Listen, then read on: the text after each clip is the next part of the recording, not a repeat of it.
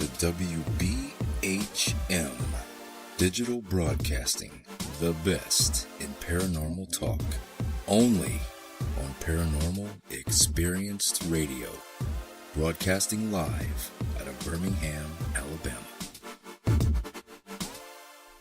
Thank you for listening to WBHM Digital Broadcasting out of Birmingham, Alabama. The time is 45 minutes after the hour. And we are back. Thank you so much for being here. We are having a fantastic discussion. Dr. Rita Louise is my guest, and we have been discussing psychic vampires and how they interact, why they interact. Do they know they're interacting in that manner? And, you know, we both hope that they don't, but I feel that it's a strong likelihood that they do. I mean, they definitely are there, and they definitely exist. And I would say we've all encountered at least one in our lifetime, you know, and I think especially, you know, people that are empathic tend to be more prone to that kind of thing. You know, because, you know, we have like a target on our back. I don't know. We do. Well, and God forbid you're an empathic light worker who has, you know, because you're just exuding all this stuff. I have people that, you know, I'll walk into a room, and one of my friends looked at me one day and she said, you know, just you coming in this room brightens it up. And I was like, that's the best compliment I think I've ever had. Yeah, thank you. And she said, no, there's just something weird about you. And I said, well, let's just back that, you know, up a notch on the best one ever. But, you know, I do think that if you're familiar with energy and you work with energy, then you do have a target on you with these people. You know, but it's not because of what we do. It's because of who we are. Yes. And our openness and willingness to share who we are with people. Yes. You know, and so, you know, again, it's all about awareness and learning what's going on or understanding what's going on and then making choices as to whether you want to participate in it or not.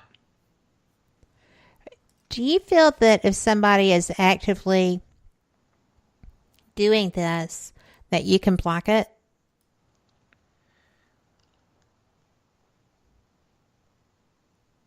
On some level. All right. So, I mean, there's when we're having contact with a person that's a psychic vampire, you know, we're talking to them on the phone, we're with them in person, kind of challenging to block. It can be done, but it is definitely a skill that needs to be practiced, at least in my opinion. Again, but you have to be aware of what's going on and have some tools to work with to try to build that protection muscle. You know, but we can be, you know, energy vampired in other ways. You know, they can send cords to us, you know, Yes. which can suck energy from us. They can, you know, one of the things that happens to me is that people will just dump their problem in my lap, you know, and it's kind of like, and then the next thing I know, and it's not my problem. So I'm sitting there trying to figure out, you know, this thing, but I can't come to a resolution to it, you know, till finally I stop and it's like, well, no wonder why you can't solve it, because it's not your problem in the first place, you know? And so, you know,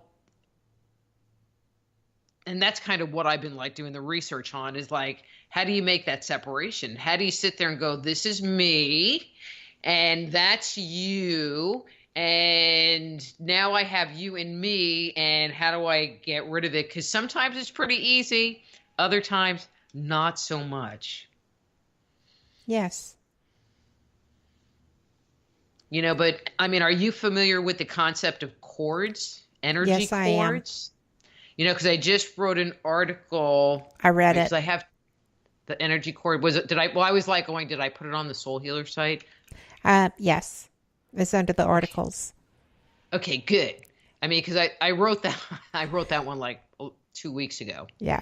Uh, Well, I had a case because I'm a paranormal investigator, and I had a case where a woman felt like she had been cursed. She was European and believed in gypsies and Ukrainian gypsies, and as well as all the other, and felt that someone had placed a curse on her and was really struggling.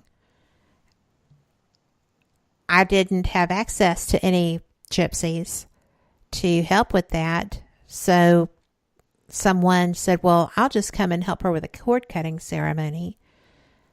It was really not helpful. And I felt that it was very draining for my client. Much too draining for my client. what do you mean? I mean, she became physically ill. When it was done, she was very weak and physically ill. Well, weak, I could maybe understand. I have very strong opinions about certain things. One is when you're working with a client, that you have to do what the client's body wants. Yes. And I have found that there are, and I don't mean in any way to invalidate anybody that's possibly listening, but maybe give them a little piece of advice. There are healers that will go and just do this stuff. And they'll just take all this stuff out and do this and shift this piece of energy. I mean, I've had massage therapists beat the crap out of me, massaging. And it's like my body didn't want it. And now I'm going home going, babe, can you look at my back? Is it black and blue? Because it hurts. And same thing with energy work. It's like you can only do what the client's body can handle. And some clients can handle... Some clients, you can bring the backhoe in and the bulldozer, and you can work deep. And then there are other clients. I mean, I have this one lady that I've worked with for years, and I would literally open up her grounding cord. That was it. Because that's all her body could handle. Really? Yep. And then she would dump, and then she'd be like, oh my God, there's just all this energy moving. And it's like, and that's all I did. Because that's all her body could handle. I mean, she can handle a whole lot more now, and I actually get to work on her. Right. Other than just like going, oop, okay, I'm done. Well, now pay me for the session. No. Well, with this client, she was so desperate to be free of what was going on around her that she didn't stop it. And as I was client, just... You might not know what to stop. Yeah. But then there's the other part. It's kind of like when our body is dumping a lot of energy, it can make you tired. It can make you a little bit queasy, and so is it fast and potentially effective? Yeah. Might you have a healing reaction because of it? Yeah. I think the proof, I mean, if she was coming off as being that desperate, then the proof would be in a couple of days. How is she doing? Nothing is she changed. Feeling free? Well, I just had a client this weekend. I was at a psychic fair, and it was my first time at this. It was a small local event, and it was my first time there. And the woman running it said, well, what kind of readings? She goes, I know you do the health stuff, but what other kind of readings do you do? And I'm like, pretty much anything except I'm not a medium. So like, I don't look at dead people, don't want to look at dead people. They can stay over there. As far as I'm concerned, no dead people. And I said, and usually when I've done shows like this, I usually get sent the people that nobody else wants to read. So, of course, we had to have one of those. with the colored hair and black lipstick and black nail polish and this like mean look on her face. It's like the woman comes in and she's talking to the other lady. She goes, well, let me see who, I can get to do a reading for you. And she kind of walks around and she goes into this doorway and calls me over. She goes, can I give her to you? Oh, And I mercy. said, as soon as she walked in, I knew you were going to do that. Right. But I'll tell you what, this woman was in a physically abusive relationship. I mean, one of the cards that came up was this torture card that I had to flip over because the energy that was coming off of her through that image was overwhelming. Oh, wow. Overwhelming. And she, her big complaint was that she was stuck. And I'm trying to read her and it was really kind of challenging. So I just was like doing energy work on her because that's really what she needed.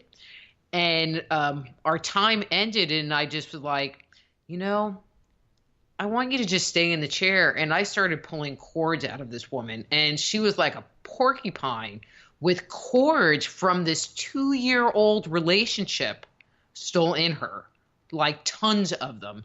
And I obviously didn't get them all because this was just like a little 15-minute reading and I was already over time and I'm just yanking cords on her, and I was like, okay. And I had pulled enough for that day. It was kind of like, okay, you've already messed with this lady's space enough.